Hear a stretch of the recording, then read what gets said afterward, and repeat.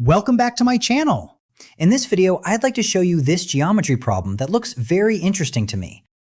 The diagram shows a circle with two inscribed semicircles tangent to each other. Without a single given information at all, can you determine what fraction of the circle is shaded green? If you're curious like me, I encourage you to give it a try and solve on your own. We'll compare answers for later.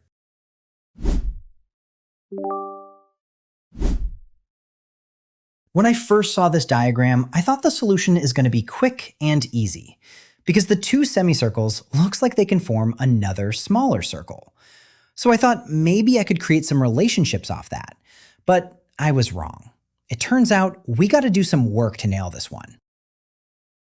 We will begin by locating the point of tangency of the semicircles.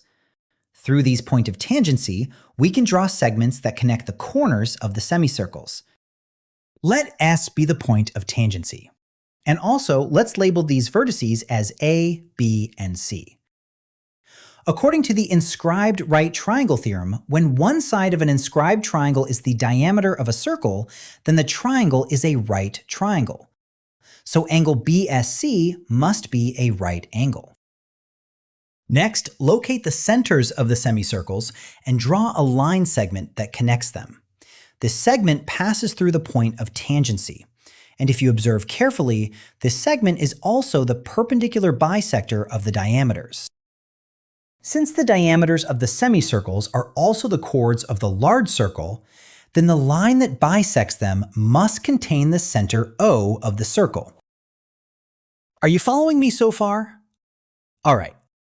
According to the perpendicular bisector theorem, the perpendicular bisector is always equidistant from the endpoints of the segment that was bisected.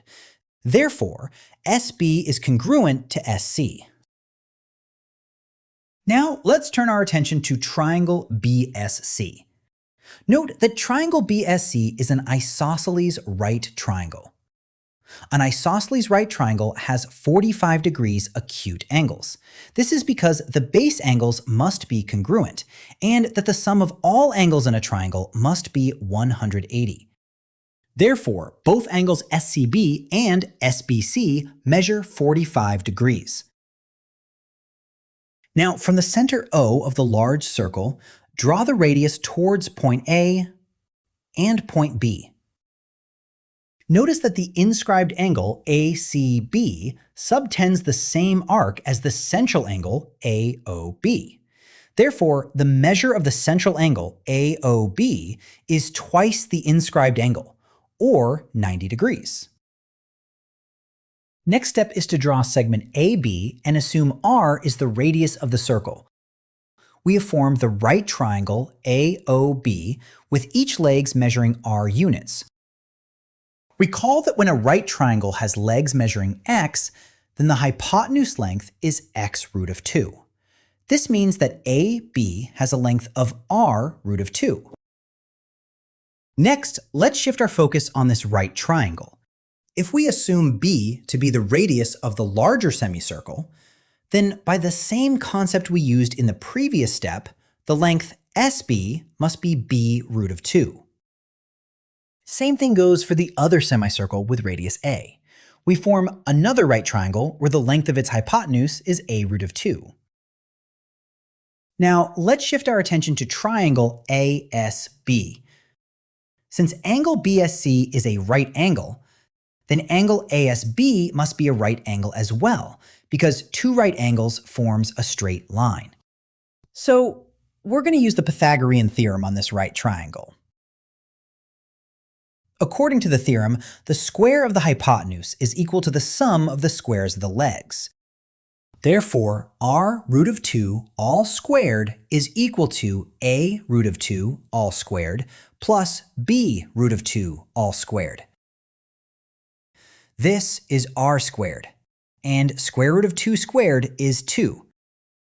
That's 2r squared.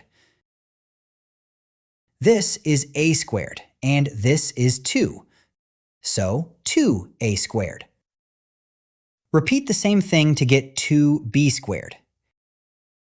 Cancel out all the coefficients of 2, and the equation becomes r squared equals a squared plus b squared.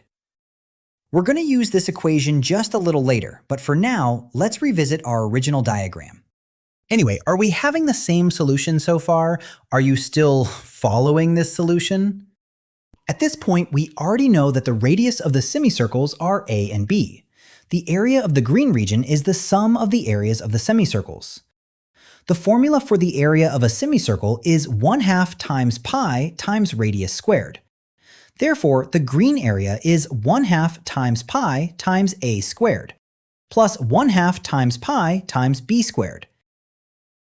Take out the common factor 1/2 pi, and the expression becomes 1/2 pi times A squared plus B squared.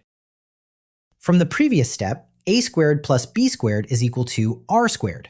Therefore, the area of the green region is 1/2 pi R squared. Finally, the fraction of the circle that is shaded is the ratio of the green area divided by the area of the circle. The green area is 1/2 pi R squared, while the circle's area is pi R squared. Pi R squared cancels out, and we get 1/2. This means 1/2 of the circle is shaded with green. Did you arrive at the same answer? Either way, great job.